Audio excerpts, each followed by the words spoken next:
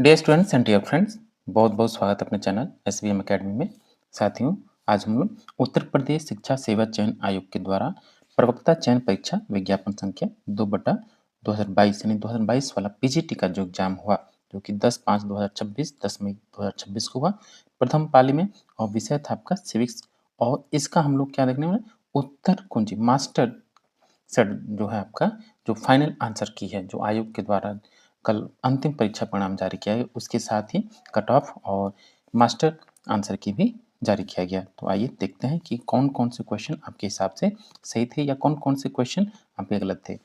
इस बार आयोग ने वेबसाइट पर स्कोर भी दे दिया है, बट ये हुआ कि आफ्टर फाइनल रिक्रूटमेंट यानी कि अंतिम परीक्षा परिणाम जारी करने के बाद दिया उसने।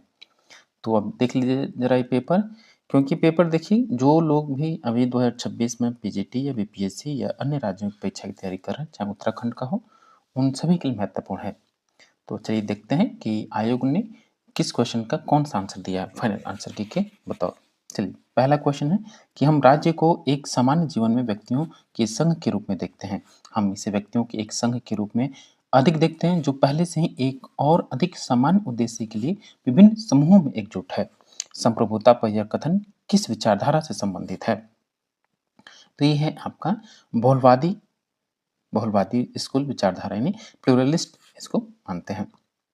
ये इंग्लिश में है। फिर दूसरा क्वेश्चन कि निम्नलिखित कथनों पर विचार कीजिए। रूसो को लोकप्रिय संप्रभुता की अवधारणा का जनक माना जाता है। कथन सत्य है। सर हेनरी मैन का मानना था कि प्रथा और परंपरा संप्रभु शक्ति के प्रयोग को सीमित करती है, ये भी सही है। A grammar of politics John Locke द्वारा लिखी गई, बिल्कुल गलत है। बेनिटो मुसोलिनी जर्मनी की तरह चाहता है, ये भी गलत है। तो इसका आंसर केवल डी होगा, ए और बी। देखिए इंग्लिश और हिंदी दोनों में है, तो आप वीडियो पॉज करके इंग्लिश वाला भी देख सकते हैं। प्रसिद्ध आयरन कर्टन भाषण से जुड़ा कौन है, यानी जो the famous iron curtain speech is associated with, इससे संबंधित आपके विंस्टन चर्चिल है, और माना जाता है कि यहीं से शीत युद्ध की शुरुआत होती है। नेक्स्ट क्वेश्चन है क्वेश्चन नंबर 4 कि उत्तरी अटलांटिक संधि यानी नाटो का मुख्यालय स्थित कहाँ है? तो नाटो का मुख्यालय आपको पता है ब्रुसेल्स में है। ऑप्शन सी आयोग ने बताया ब्रुसेल्स। ये आपको मैच करना है कि यथार्थवादी सिद्धांत आपका किसके द्वारा दिया गया? मार्गेनथाउ के द्वारा। नारीवादी सिद्धांत आपका किसके द्वारा? टिकनर के द्वारा दिया गया। नव यथार्थवादी केनेथ हॉल, और उदारवादी सिद्धांत न्याय से जुड़ा हुआ है। नेक्स्ट क्वेश्चन है क्वेश्चन नंबर 6 कि किसने कहा था प्रशासन का काम निर्धारित उद्देश्यों की पूर्ति के साथ कार्य संपन्न कराना है? उद्देश्यों की पूर्ति के साथ कार्यों को संपन्न करना ही प्रशासन है। तो ये लूथर गुलिक का कोट है। साथियों, आपसे गुजारिश है, रिक्वेस्ट है, यदि आप चैनल पर पहली बार विजिट कर रहे हैं या अब तक आपने चैनल को सब्सक्राइब नहीं किया है, तो जल्दी से चैनल को आप सब्सक्राइब कर लें। साथ ही वीडियो को लाइक कीजिए, शेयर कीजिए। यदि आप टीजीटी, पीजीटी, नेट या हायर एग्जाम की प्रिपरेशन से जुड़े हैं, तो चैनल से आपको जरूर जुड़ना चाहिए। और देखिए पीडीएफ जो है आपको टेलीग्राम चैनल पर अवेलेबल है, और ये उनके लिए अवेलेबल है जो आप पीजीटी एग्जाम दिए हैं, जिनको पेपर चाहिए, तो आप टेलीग्राम चैनल से डाउनलोड कर सकते हैं, और इसका जो लिंक है बायो में या डिस्क्रिप्शन बॉक्स में अवेलेबल है। क्वेश्चन नंबर 7 है कि निम्नलिखित में से कौन संप्रभुता की अवधारणा को व्यवस्थित रूप से तैयार करने वाला पहला व्यक्ति था? तो ये थे आपके जिन बोदा। नेक्स्ट क्वेश्चन है कि निम्नलिखित में से कौन न्याय को सिद्धांत के रूप में स्थापित करते हुए समान स्वतंत्रता के सिद्धांत का प्रस्ताव करता है? तो ये हैं आपके जॉन रॉल्स। नेक्स्ट है कि कंपैरेटिव पॉलिटिक्स और डेवलपमेंटल अप्रोच पुस्तक किसने लिखी? ये है गैब्रियल आमंड और गैब्रियल जीबी पावेल का। आमंड और पावेल की रचना है comparative politics and developmental approach. Next question है कि अगस्त 2025 तक कितने देश संयुक्त राष्ट्र के सदस्य हैं? तो ये 193 होंगे। Option B. निम्नलिखित में से कौन क्षेत्रीय समूह के सिद्धांत के रूप में प्रकार्यवाद का प्रारंभिक प्रतिपादक था, यानी जो फंक्शनलिज्म है उसका प्रोपाउंडर कौन था? तो ये होंगे आपके डेविड मिट्रानी। ऑप्शन डी होगा, डेविड मिट्रानी। नेक्स्ट क्वेश्चन है क्वेश्चन नंबर 12। निम्नलिखित में से किसे अमेरिकी राष्ट्रपति ने फरवरी 1945 में आयोजित याल्टा सम्मेलन में भाग लिया था? किस अमेरिकी राष्ट्रपति ने फरवरी 1945 में याल्टा सम्मेलन में भाग लिया था। तो ये थे D Roosevelt, FD. Roosevelt. Next question है, ग्रामसी किस सिद्धांत के लिए प्रसिद्ध हैं? एंटोनियो ग्रामसी किस सिद्धांत के लिए प्रसिद्ध है? तो ये नागरिक समाज का सिद्धांत दिया, थ्योरी ऑफ सिविल सोसाइटी का उन्होंने सिद्धांत दिया। नेक्स्ट है, निम्नलिखित में से कौन भारत के संविधान सभा का संवैधानिक सलाहकार था? भारत की संविधान सभा का संवैधानिक सलाहकार आपके बी.एन. राव थे। नेक्स्ट है कि किसने कहा राज्य का अस्तित्व मनुष्यों के जीवन के लिए है और उनके अच्छे जीवन के लिए अस्तित्व में रहता है? ये क्वेश्चन मोस्ट रिपीटेड क्वेश्चन है, तो ये अरस्तु का कोट है, एरिस्टोटल। नेक्स्ट क्वेश्चन है क्वेश्चन नंबर 16 कि एडम स्मिथ की पुस्तक द वेल्थ ऑफ नेशंस किस वर्ष प्रकाशित हुई थी? तो ये 1776 में प्रकाशित हुई, 1776। अगला प्रश्न है कि संयुक्त राष्ट्र की न्यास परिषद ने किस वर्ष अपने संचालन को निलंबित करके न्यास प्रणाली को प्रभावी ढंग से समाप्त कर दिया? तो ये 1994 दिया इसने, ऑप्शन सी 1994। नेक्स्ट है कि निम्नलिखित में से कौन एक मौलिक अधिकार नहीं है? तो मौलिक अधिकार आपका समानता का अधिकार है, धार्मिक अधिकार और स्वतंत्रता का अधिकार, लेकिन मतदान का अधिकार मौलिक अधिकार नहीं है। तो ऑप्शन बी राइट आंसर होगा, मतदान का अधिकार। नेक्स्ट है, एनएसए कंसर्निंग ह्यूमन अंडरस्टैंडिंग पुस्तक किसके द्वारा लिखी गई? एनएसए कंसर्निंग ह्यूमन अंडरस्टैंडिंग पुस्तक है आपकी जॉन लॉक की, जो कि उदारवाद का जनक है। नेक्स्ट है कि आधुनिक राज्य की अवधारणा का श्रेय किसे दिया जाता है? आधुनिक राज्य की अवधारणा का श्रेय निकोलो मैकियावली को दिया जाता है, option B Niccolo Machiavelli. Next question है क्वेश्चन नंबर 21 कि निम्नलिखित में से कौन सामाजिक अनुबंध सिद्धांत का आलोचक है? सामाजिक समझौता सिद्धांत का आलोचक कौन है? तो ये है David Hume, option C David Hume. अगला प्रश्न है 22 कि स्वतंत्रता की अवधारणा को सकारात्मक और नकारात्मक में किसने अलग किया? नहीं, स्वतंत्रता को नकारात्मक स्वतंत्रता और सकारात्मक स्वतंत्रता के रूप में किसने विभेद किया है, वर्गीकृत किया है? तो ये एज बर्लिन महोदय हैं, ऑप्शन सी। नेक्स्ट क्वेश्चन है क्वेश्चन नंबर 23 एक प्रसिद्ध पुस्तक ऑन लिबर्टी निम्नलिखित में से किस राजनीतिक दार्शनिक के द्वारा लिखी गई? ये थी जीएस मिल की प्रसिद्ध पुस्तक है on liberty, essays on liberty. अगला प्रश्न है कि निम्नलिखित में से किसे राजनीति में व्यवहारवाद का अग्रदूत माना जाता है? तो राजनीति में व्यवहारवाद का अग्रदूत जो है आपका डेविड ईस्टन है। एपेक यानी एशिया प्रशांत आर्थिक सहयोग की स्थापना किस वर्ष हुई थी? तो ये 1989 में हुई थी, 1989। अगला क्वेश्चन है कि एकात्म मानववाद का विचार किसने प्रस्तुत किया या किसने दिया? एकात्म मानववाद इंटीग्रल ह्यूमनिज्म का सिद्धांत दिया गया दीनदयाल उपाध्याय के द्वारा। किसने कहा कि सविनय अवज्ञा अन्यायपूर्ण सरकार के खिलाफ एक अधिकार और कर्तव्य है? सविनय अवज्ञा अन्यायपूर्ण सरकार के खिलाफ एक अधिकार और कर्तव्य भी है, ये महात्मा गांधी का कोट है, ऑप्शन सी। नेक्स्ट है फीडबैक लूप राजनीति के अध्ययन के लिए निम्नलिखित में से किस दृष्टिकोण से संबंधित है? तो फीडबैक लूप जो आपका है व्यवस्था प्रणाली से संबंधित है, सिस्टम अप्रोच, यानी ऑप्शन बी होगा सिस्टम अप्रोच। नेक्स्ट है कि भारत में सिविल सेवाओं के संबंध में निम्नलिखित में से कौन सा कथन सही है?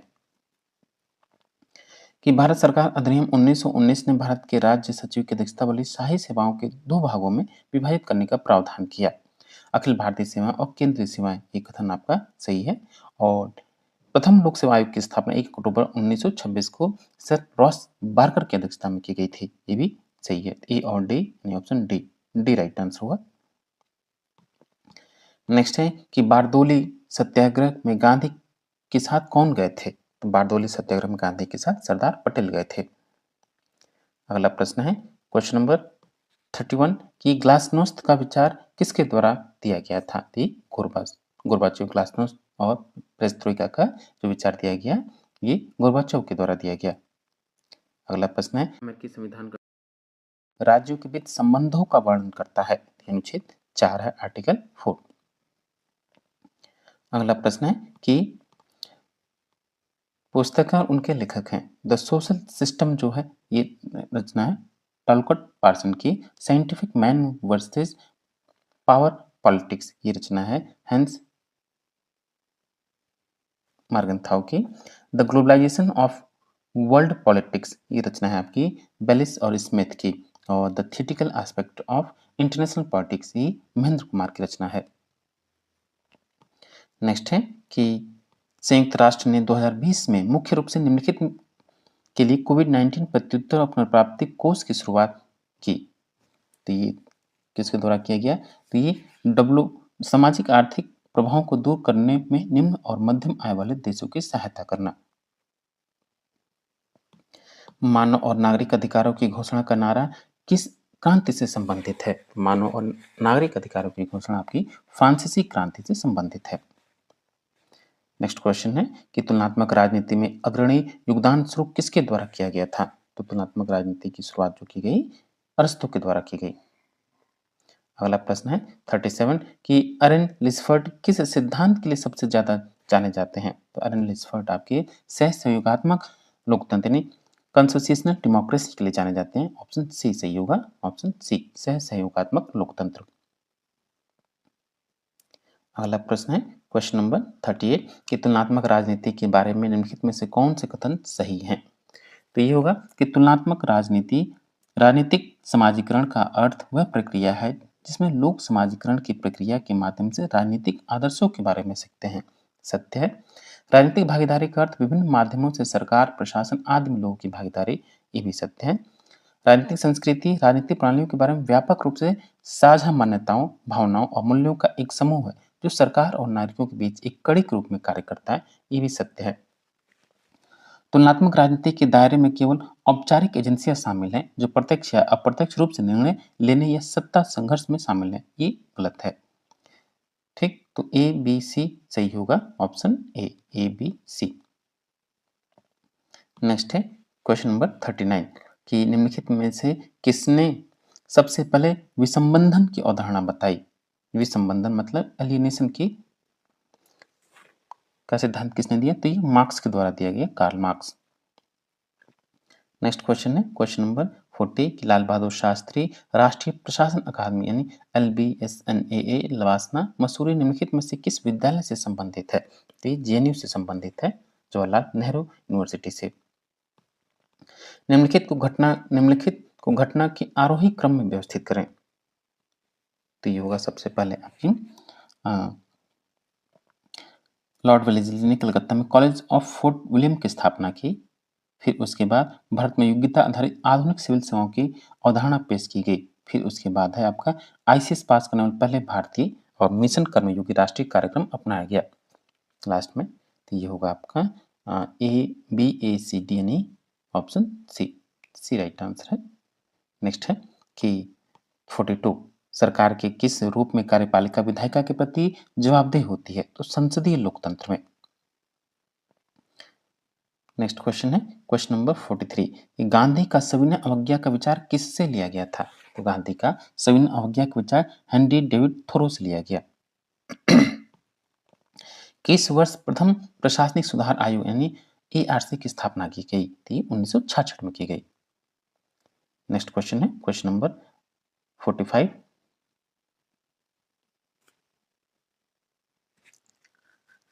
कि एलेनोर रूजवेल्ट निम्नलिखित में से किस अंतर्राष्ट्रीय प्रोटोकॉल को बनाने में अपने योगदान के लिए जानी जाती हैं? AD रूजवेल्ट की पत्नी है। थी मानवाधिकारों से संबंधित थी, ऑप्शन ए मानवाधिकारों की सार्वभौमिक घोषणा से।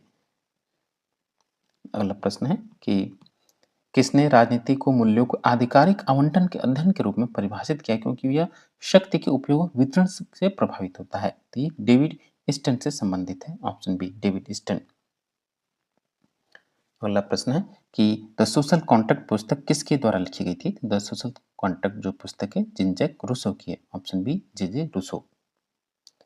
नेक्स्ट क्वेश्चन है क्वेश्चन नंबर 47 के बाद 48 वाटरगेट घोटाला निम्नलिखित में से किस अमेरिकी राष्ट्रपति से जुड़ा हुआ है? वाटरगेट जो है निक्सन से जुड़ा हुआ है। अगला प्रश्न है निम्नलिखित में से किस संविधान संशोधन के माध्यम से कैबिनेट मंत्री शब्द को संविधान में शामिल किया गया? तो ये था 44वां संविधान संशोधन।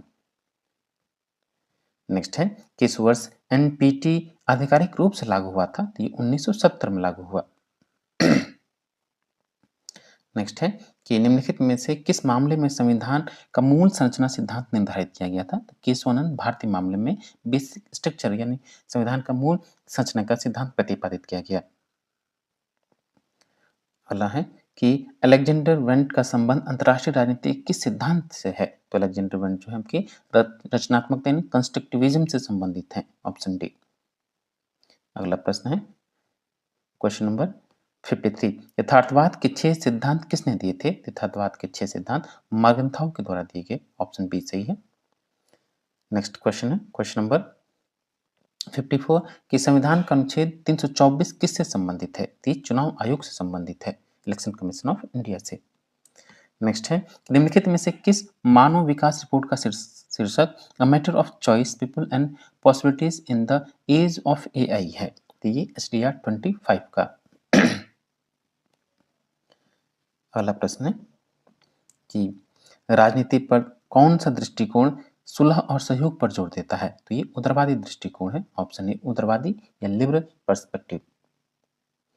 इतिहासवाद के मुख्य आलोचकों में से कौन एक है? तो ये कार्ल पॉपर है, कार्ल पॉपर। अगला प्रश्न है the Protestant ethic and the spirit of capitalism पुस्तक के लेखक कौन है? तो ये है मैक्स वेबर। नेक्स्ट है कि भारतीय नौकरशाही का संस्थापक किसे माना जाता है? तो भारतीय नौकरशाही का संस्थापक आपका लॉर्ड कॉर्नवालिस है, ऑप्शन ए। साफ्टा किस वर्ष लागू हुआ था? तो साफ्टा 2006 में लागू हुआ था। नेक्स्ट क्वेश्चन है क्वेश्चन नंबर 61 कि निम्नलिखित में से किसे प्रतिनिधित्व के उदारवादी सिद्धांत का प्रतिपादक माना जाता है? तो ये जेफरसन महोदय।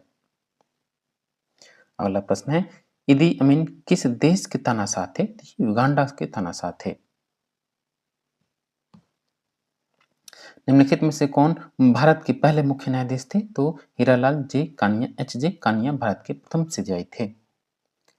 नेक्स्ट क्वेश्चन है क्वेश्चन नंबर 64 निम्नलिखित में से किसने कहा जब तक राज्य मौजूद है कोई स्वतंत्रता नहीं हो सकती, जब स्वतंत्रता होगी तब कोई राज्य नहीं होगा? ये लेनिन का कोट है, option A Lenin, VI Lenin.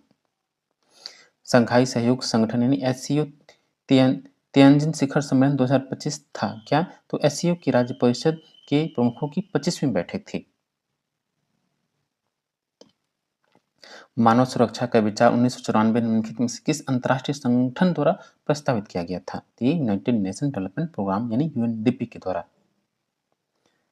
Next question है मैच करना है अमेरिका जो है किस प्रकार की व्यवस्था से संबंधित है?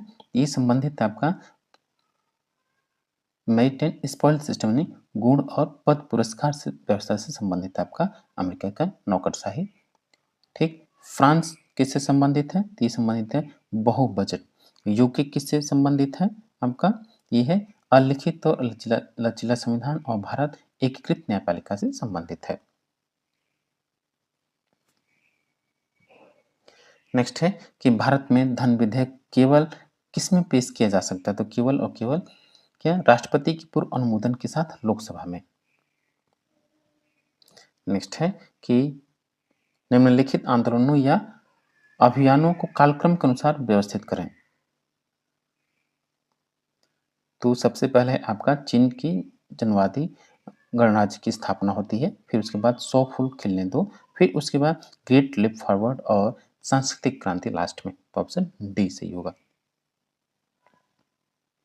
नेक्स्ट है निम्नलिखित कथनों पर विचार कीजिए और सही कथन है उसमें से आपको ऑप्ट करना है।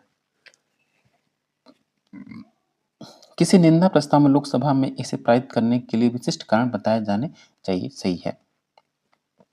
किसी अविश्वास प्रस्ताव को लोकसभा में इसे पारित करने के लिए विशिष्ट कारणों को बताने की आवश्यकता नहीं है, ये भी सही है।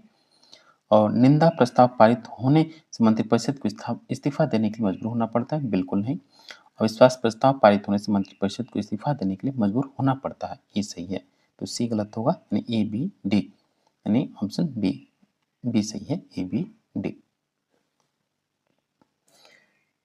नेक्स्ट क्वेश्चन है क्वेश्चन नंबर 71 निम्नलिखित राज्यों में लोकायुक्तों की स्थापना के वर्ष को कालक्रम के अनुसार व्यवस्थित किए। तो सबसे पहले तो आपको पता है कि उड़ीसा में हुआ, फिर उसके बाद आपका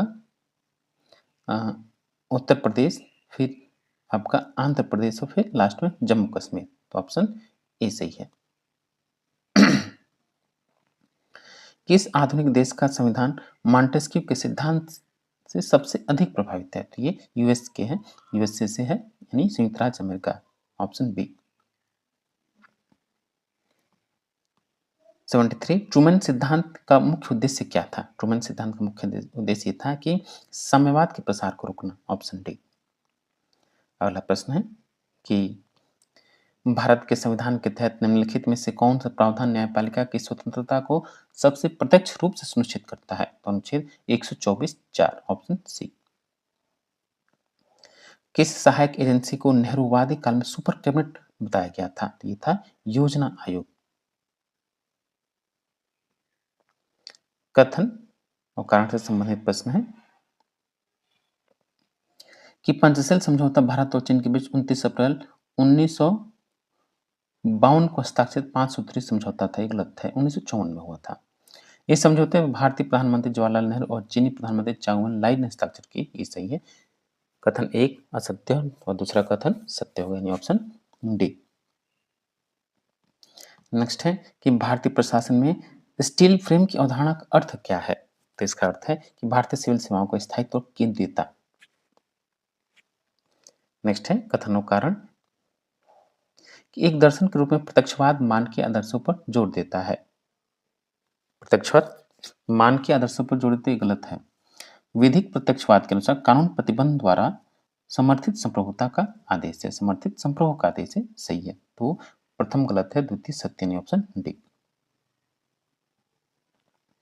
नेक्स्ट है 79 कि किसने कहा मनुष्य स्वतंत्र पैदा होता है और हर जगह वह जंजीरों में जकड़ा हुआ या बंधा हुआ है? ती रूसो का कोट है।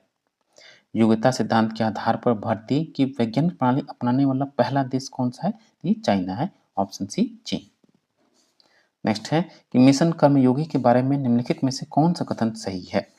तो ए सही है, बी सही है और सी यानी ऑप्शन ए, डी इसमें गलत होगा।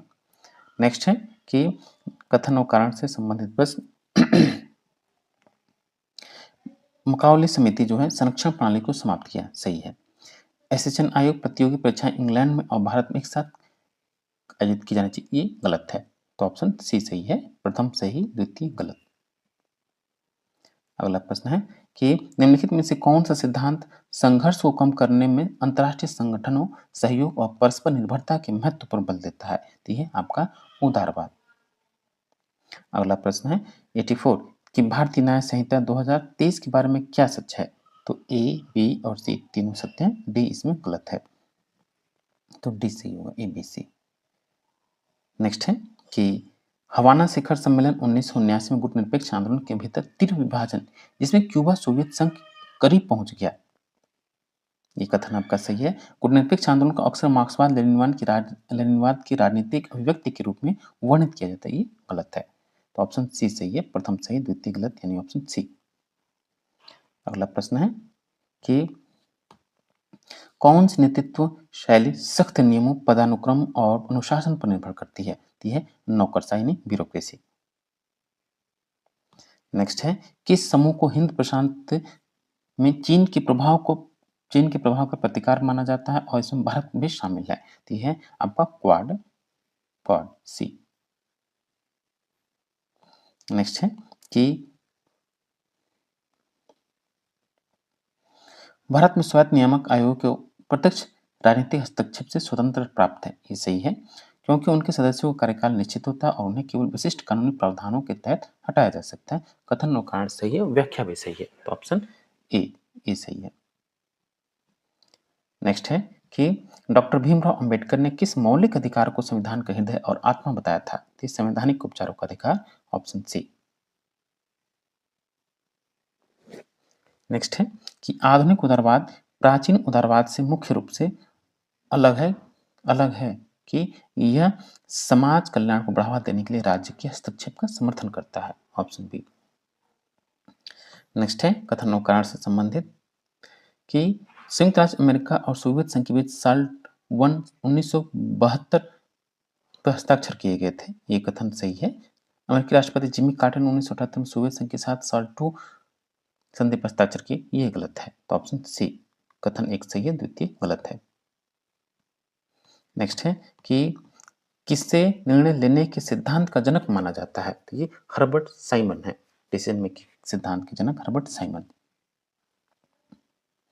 अगला प्रश्न है कथन और कारण से संबंधित कि भारत परमाणु अप्रसार संधि का सदस्य नहीं है। सही है, क्योंकि एनपीटी केवल 5 परमाणु हथियार हथियार प्राप्त राज्यों P5 को परमाणु हथियारों की वैध धारक के रूप में ही मान्यता देता है। ये सही है, व्याख्या भी सही है, तो ऑप्शन ए सही है। अगला प्रश्न है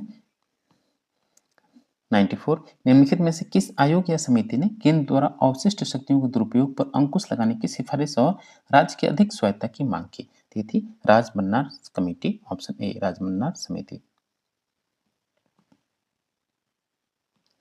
कथन और कारण से संबंधित प्रश्न देखिए कि 1999 में विधानसभा के चुनाव में पूरे गोवा राज्य में पहली बार ईवीएम का उपयोग किया गया था। सही है। 61वें संविधान संशोधन अधिनियम में मतदान की आयु को 21 वर्ष से घटाकर 18 वर्ष कर दिया गया। दोनों कथन सही हैं आपके, तो ऑप्शन ए सही हुआ। नेक्स्ट है किस भारतीय विचारक ने पश्चिमी संसदीय लोकतंत्र के विकल्प के रूप में दलविहीन लोकतंत्र का प्रस्ताव रखा? जयप्रकाश नारायण थे, जेपी। नेक्स्ट है निम्नलिखित में से कौन शास्त्रीय शक्ति संतुलन सिद्धांत के विकास में सबसे अधिक निकटता से जुड़ा हुआ है? ये होंगे हैंस मार्गेनथाउ, एच.जी. मार्गेनथाउ।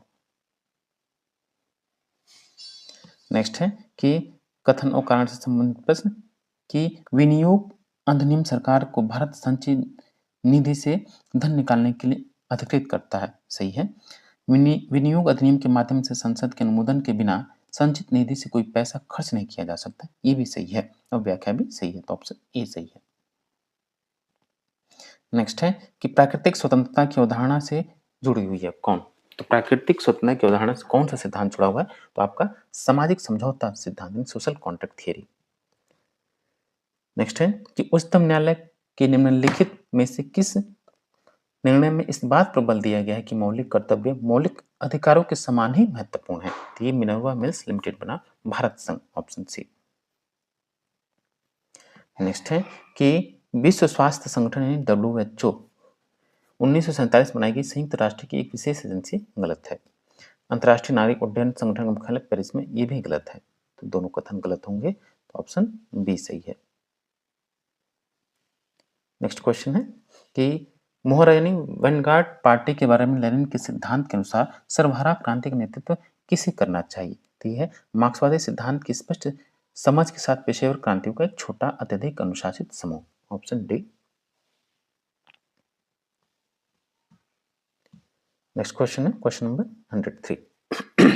साथियों फिर से मैं बता दूं आपका ये यूपी पीजीटी 2022 का जो पेपर हुआ, नोटिफिकेशन हुआ उसी का, और ये पेपर हुआ आपका 10 मई 2026 को पेपर हुआ है, उसी का ये फाइनल आंसर की है, फाइनल आंसर की है, उसी को हम लोग सॉल्व कर रहे हैं, देख रहे हैं। तो आइए देखते हैं यूपी पीजीटी 2022 का जो एग्जाम हुआ 2026 में, उसका फाइनल आंसर किया जो कि आयोग के द्वारा रिलीज किए गए, उसको फिर से हम लोग एक बार देख रहे हैं ताकि कौन कौन से क्वेश्चन हमारे गलत हुए, कौन कौन से क्वेश्चन आयोग ने उसको सही माना है। भारतीय नौकरशाही की अक्सर कठोर और अत्यधिक नियमबद्ध होने के लिए आलोचना की जा रही है, जिससे सेवा वितरण में देरी हो रही है। नौकरशाही सिद्धांत की कौन सी अवधारणा इस घटना की सबसे अच्छी व्याख्या करती है? तो रेड टेपिज्म या लाल फीताशाही। नेक्स्ट है कि भारत में न्यायिक समीक्षा का सिद्धांत किससे लिया गया है? तो ये अनुच्छेद 32 और अनुच्छेद 226 से लिया गया, ऑप्शन बी। नेक्स्ट है कि किस विचारक ने हानि सिद्धांत के साथ स्वतंत्रता के विचार की वकालत की है? ते थे जॉन स्टुअर्ट मिल, जीएस मिल। नेक्स्ट है कथन और कारण कि भारत में सार्वजनिक निगम संगठन प्रपत्र वाणिज्यिक और व्यावसायिक गतिविधियों के लिए सबसे उपयुक्त है। सही है। भारत में सार्वजनिक निगम मुख्य रूप से वार्षिक रिपोर्ट और सीएजी द्वारा लेखा परीक्षा के माध्यम से संसद के प्रति जवाबदेह है। ये भी सही है, दोनों कथन सत्य हैं, यानी ऑप्शन ए सही है। नेक्स्ट है प्रथम शीत युद्ध का मुख्य कारण क्या था? तो इसका मुख्य कारण था पूंजीवाद और साम्यवाद के बीच वैचारिक संघर्ष, ऑप्शन बी। नेक्स्ट है कि कथन और कारण कि जेएस मिल ने ऑन लिबर्टी लिखा, ये कथन आपका सत्य है।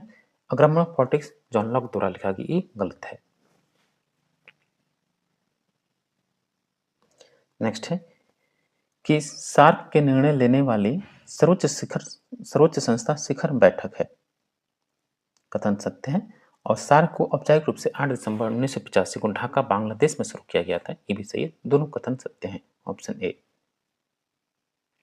नेक्स्ट है कि फांसीवाद शब्द इतालवी शब्द फांसियों से लिया गया है, जिसका अर्थ है बंडल या समूह। ये सही है आपका।